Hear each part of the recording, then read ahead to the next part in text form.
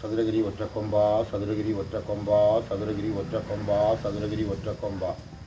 வல்லநாட்டு மணிகண்டா, வல்லநாட்டு மணிகண்டா, வல்லநாட்டு மணிகண்டா. வல்லநாட்டையா, வல்லநாட்டையா, வல்லநாட்டையா. லட்சுமி அம்மா, லட்சுமி அம்மா, லட்சுமி அம்மா. என்னோட பதிவை பார்க்குற எல்லா குடும்பங்களுக்கும் 100 நன்மைகள் நடக்கணும்னு மனதார வேண்டிக்கிறது. நீங்கள் சாமியார்கள் எல்லாரையும் பார்த்துருப்பீங்க. சாமியார்கள் எல்லாரும் பார்த்துருப்பீங்க. எல்லோரும் சிவன் அடியார், நாங்கள்லாம் சிவபக்தர், நாங்கள் சாது சன்னியாசி, இப்படி எல்லாரையும் சொல்லுவாங்க. நான் கணபதியோட பக்தர், விநாயகரோட பக்தர். எனக்கு விநாயகர் ஆணை முகம், ஆணை முகத்துக்கு முதல்ல உள்ள குழந்தை முகம். அப்போ மூத்தவன் இளையவன், இதுதான் என்னோட இறை வழிபாடு. அப்போ இந்த இறை வழிபாடில் எல்லா ஆலயங்கள் உள்ள யானைகள், இறந்து போன யானைகளை எங்கே புதைக்கப்பட்டிருக்கு, அந்த ஆத்மாவுக்கு வேண்டி நான் பிரார்த்தனை பண்ணுவேன். அந்த ஆத்மா தான் எனக்கும், அந்த ஆத்மாவுக்கு தான் பந்தம் உண்டு. ஏன்னா அண்டத்தில் ஒரு மிகப்பெரிய ஒரு உயிரினமாக நம்ம பார்க்கும்போது அந்த ஒரு உயிரினம். அப்போ ஒரு மனிதனுக்கு ஆத்மா, மனிதன் ஆத்மான்னா அப்போ நமக்கு மேலே ஒரு பெரிய ஒரு ஆத்மா அந்த யானை அப்படிங்கிற ஒரு விஷயத்தில் நான் யானை, இறந்து போன ஆணைகளை தான் நான் பிரார்த்தனை பண்ணுவேன். இந்த ஆணைகளுக்கெல்லாம் இறைவா மோட்சத்தை கொடு அப்படின்னு. இப்படி இருக்கையில் நான் வெள்ளியங்கிரி மலையில் 2 ஆண்டுகளாக வெள்ளியங்கிரியில் ஒரு இடத்துல இருக்கிறேன். திருவண்ணாமலை போவேன், பழனிக்கு போவேன், மறுபடியும் இந்த இடத்துல இருப்பேன். அப்போ இந்த இடத்துல என்னென்னு கேட்டிங்கன்னா, ஆணைகள் உலா வருகிற இடம். இந்த இடத்துலையே ஒரு சென்ற ஆண்டு 5 முறை வந்தது. 5 முறை சென்ற ஆண்டு வந்தது இந்த இடத்துல. அப்போ கடைசியாக நான் வந்த பிறகு ஒரு யானை இதெல்லாம் சுற்றி பார்த்துட்டு அப்படியே வெளியே போயிட்டு. அந்த ஆணையை நம்ம வெள்ளியங்கிரி மலைக்கு வந்தவங்க எல்லாரும் பார்த்துருப்பீங்க. அடிவாரத்தில் எல்லா கடைகளை உடைச்சி உணவுகளெல்லாம் சாப்பிட்டுட்டு போச்சு இல்லையா, அந்த யானை நான் இருக்கிற இடத்துல 3 முறை வந்தது. வேறொரு யானையும் 2 முறை வந்தது. இப்படி 2 யானைகள் இந்த இடத்துக்குள்ளே வரும் போகும். இந்த இடத்துக்குள்ளே வரும் போகும்னா இதுதான் ஆதி காலத்தில் இந்த வனத்தில் ஒரு தங்கும் இடம்னா இந்த இடம் தான் இருந்தது. இந்த வெள்ளியங்கிரிக்கு வர்றவங்க பக்தர்களுக்கு ஒரு தங்குறதுக்கு வேண்டி அன்றைய காலத்தில் ஒரு தாயம்மாங்கிற ஒரு தாய் இந்த இடத்த உருவாக்கி வச்சாப்புல. வர்றவங்க குழந்தை குட்டிகளோட வரும்போது இங்கே தங்கி இருந்து ஏதோ சாப்பாடு சமைச்சு சாப்பிட்டுட்டு ஓய்வு எடுத்துகிட்டு போகட்டும்னு அன்றைய காலத்தில் உருவாக்கி வச்சது இந்த இடத்துக்கு பேர் தண்ணீர் பந்தல். அதாவது வெள்ளியங்கிரி அடிவாரத்துக்கு இந்த இடத்துல இருந்து தான் தண்ணி கொண்டு போய் பெரிய அண்டாவில் ஊற்றுற இடம், குடி தண்ணி. இப்பவும் வெள்ளியங்கிரி அடிவாரத்துக்கு போகிறது தண்ணி இந்த இடத்துல இருந்து தான் நீர் அங்கே போகுது. அப்போ இந்த இடம் ஒரு பழமையான ஒரு இடம், பெரிய ஒரு குடும்பத்தோட ஒரு இடம். அவங்கள தெய்வமாக மதிக்கணும். அப்படி ஒரு இடத்துல, ஒரு புண்ணியமான இடத்துல இருக்கிற இந்த வெள்ளியங்கிரி மலைக்கு வர்ற பக்தர்களுக்கு நீர் மோர் ஊற்றுற இடம் இந்த இடம். இந்த இடம்னுக்கிட்ட வனத்தை சார்ந்து இருக்கிற ஒரு இடம். இப்படி நான் இருக்கையில் ஜூலை 2ஆம் தேதி அதிகாலையில் ஈசா யோகா மையத்தில் வேலை பார்க்குற வேலைக்காரர்கள்லாம் தங்குற இடம் பக்கத்தில் இருக்குது.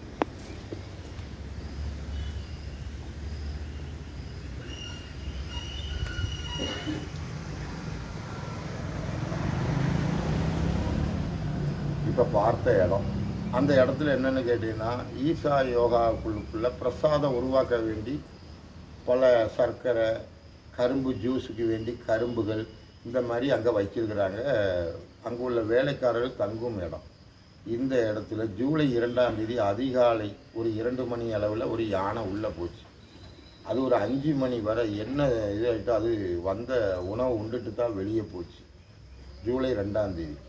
அதற்கு பிறகு ஜூலை 11ஆம் தேதி மீண்டும் அதுக்குள்ளே போச்சு. அதுக்குள்ளே அந்த யானை போச்சு. 8:30 மணி அளவில் போயிட்டு, இரவு 8:30க்கு போயிட்டு இரவு 10 மணிக்கு வனத்துறை கொண்டு விரட்டி உள்ளே விட்டாங்க. அதற்கு அப்புறம் அந்த யானை வரவே இல்லை. ஏன்னா அந்த ஜூலை 11ஆம் தேதி அந்த யானை கடைசியாக வனத்துக்குள்ளே விரட்டி விட்ட பிறகு ஜூலை 12ஆம் தேதி ஈசா யோகா மூலமாக காவலுக்கு ஆள் வச்சாங்க. தினக்கூலி 1000 ரூபா, தினக்கூலி 1000 ரூபா, சாப்பாடு, சகல சௌகரியமும் காவல். இந்த இடத்துல இந்த முக்கு இதுதான் பூண்டி பிரிவு. இந்த முக்கில் இந்த வளவில் காவல் 7 மணிக்கு அப்புறங்கிட்ட யாருக்கும் அனுமதி கிடையாது. அது செக் போஸ்ட்டை அடைச்சி இங்கே தான் காவல் இருப்பாங்க. அது தினம் 4 பேர் 5 பேர் 3 பேர் இப்படி காவல் இருந்தாங்க. அப்போ நான் நினச்சேன் இந்த மாதிரி அவங்க இடத்துக்குள்ளே ஆனை போச்சு, அதனால தான் காவலுக்கு இருக்கிறாங்க நான் நினச்சிக்கிட்டேன். அப்போ ஜூலை 12ஆம் தேதியிலிருந்து ஜூலை 27ஆம் தேதி வரை காவல் இருந்தாங்க. அப்போ யானை வராமல் இருக்கிறதுக்கு காவல் இருக்கிறாங்க. அதை நெருப்பு ஊட்டி காவல் இருந்தாங்க. அப்போ வராமல் இருக்கிறதுக்கு காவல் இருக்கிறாங்க. வனத்துறை அந்த ஈசா யோகா நிர்வாகம் ஒரு 4 பேரை கூலி கொடுத்து வச்சுருந்தாங்க. இப்போ 27ஆம் தேதி வரை இருந்தவங்க 28 29ஆம் தேதி காவலுக்கு ஆள் இல்லை. அப்போ நாங்கள் பார்த்தங்க யாரும் இல்லை, காவலுக்கு ஆள் இல்லை. அப்போ இத்தனை நாள் காவல் இருந்தாங்களே இப்போ இல்லையேங்கும்போது சரி விட்டாச்சு. ஆனால் 30ஆம் தேதி அதிகாலையில் 3 மணி அளவில் ஒரு யானை கிணத்துக்குள்ளே விழுந்து இறந்து போச்சு. காரூண்யா, அதாவது சிறுவாணி ரோடு, அதாவது ஏதோ தோட்டத்துக்குள்ளே ஒரு கிணறுக்குள்ளே விழுந்து இறந்து போச்சு அப்படின்னு எல்லோரும் சொன்னாங்க. நானும் எனக்கு இந்த மாதிரி பார்க்குறதுக்குள்ள வசதி கிடையாது, பேப்பர் வசதியும் கிடையாது, நாளிதழில் பார்த்து தெரிஞ்சுக்கூட வசதி கிடையாது. அப்போ என்னிடம் வந்து யாராட்டும் இந்த மாதிரி காட்டினா தான் நான் இதை பார்ப்பேன். அப்போ ஒருத்தர் வந்து சாமி இந்த மாதிரி யானை வந்து கிணத்துக்குள்ளே விழுந்து இறந்து போச்சு பாருங்கள் அப்படின்னாப்புல. இப்போ நான் பார்க்கும்போது அந்த யானை உள்ளே தவறி விழுந்தால் உயிர் போகாது. ஏன்னா அந்த கிணறு பார்க்குற கிணறுல அந்த யானையை தூக்கும்போது அதில் 3/4 கிணறு தண்ணி இருக்குது. அது உள்ளே விழுந்தால் இறந்து போகாது. ஆனால் உள்ளுக்குள்ளே இடித்து உள்ளே விழுந்தால் அந்த திண்டு உள்ளே விழுந்துருக்கும். ஆனால் உள்பாகத்தில் அடையாளப்படுத்துகிற மாதிரி ஒரு அடையாளம் தெரிஞ்சுது. அப்போ இது யானை இடித்து உள்ளே, அதாவது தவறி உள்ளே விழலை, இது ஏதோ கொண்டு போட்ட மாதிரி இருக்குது அப்படின்னு எனக்கு சந்தேகம். ஆனால் சந்தேகம் உண்மைதான். எங்கேயோ இறந்து போனதை கொண்டு போட்டுட்டாங்க. போட்டு இவங்களே அதிகாலை 3 மணி அளவில் தவறி யானை உள்ளே விழுந்தது. ஆனால் காப்பாற்றுறதுக்கு இவங்க என்ன செஞ்சாங்க? காப்பாற்ற முடியலையா, இறந்து போச்சு.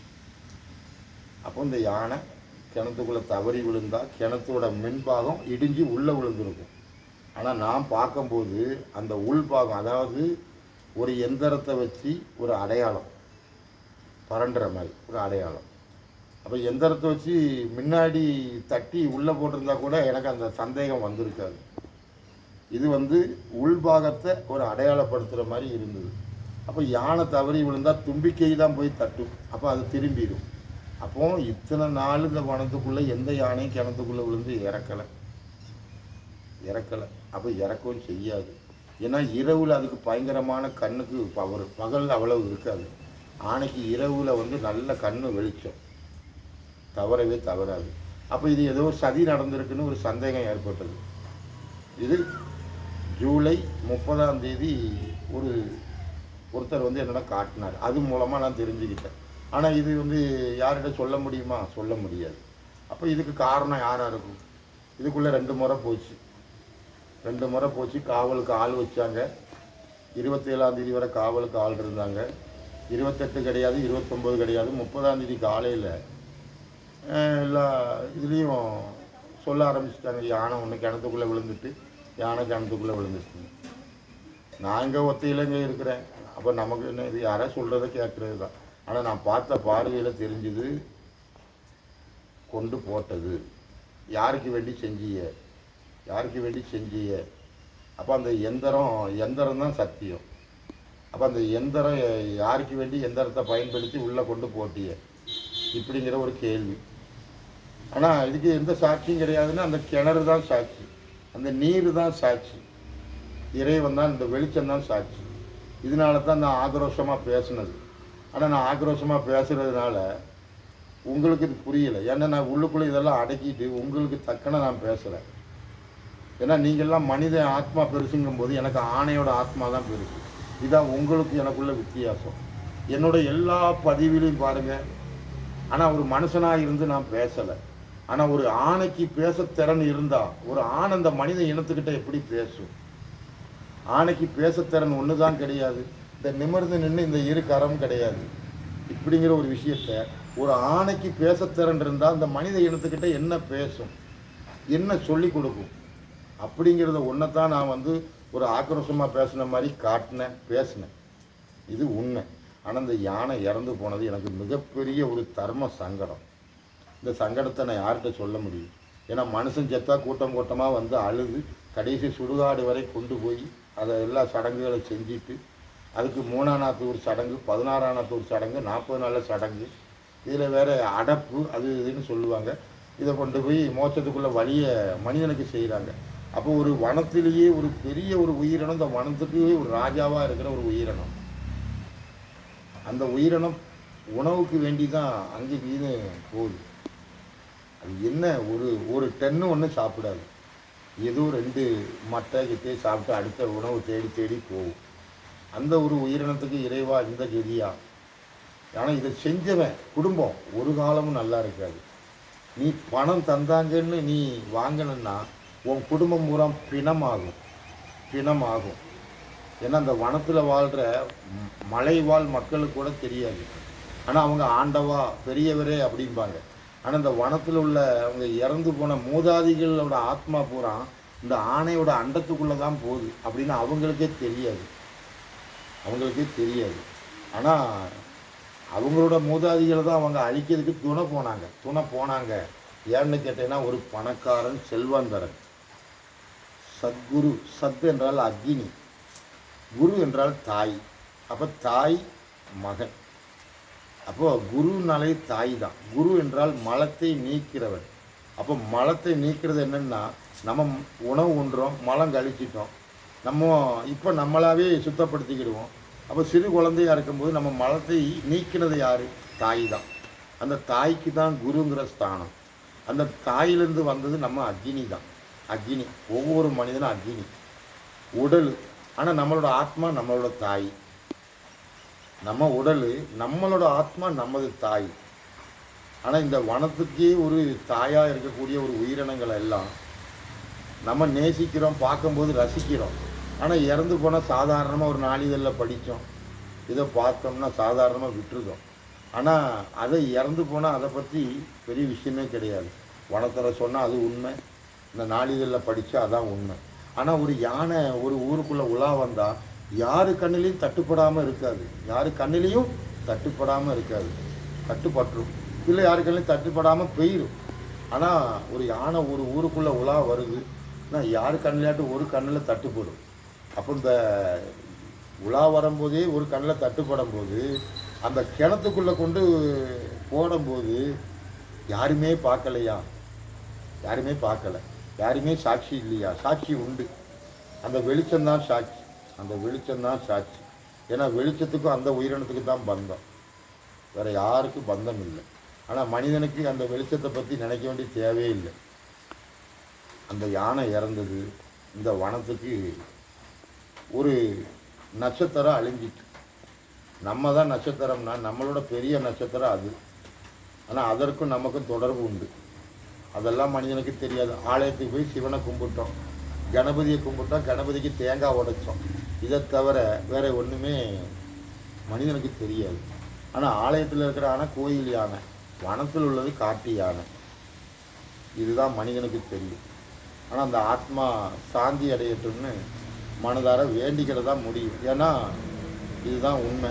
அம்மை அப்பன் துணை.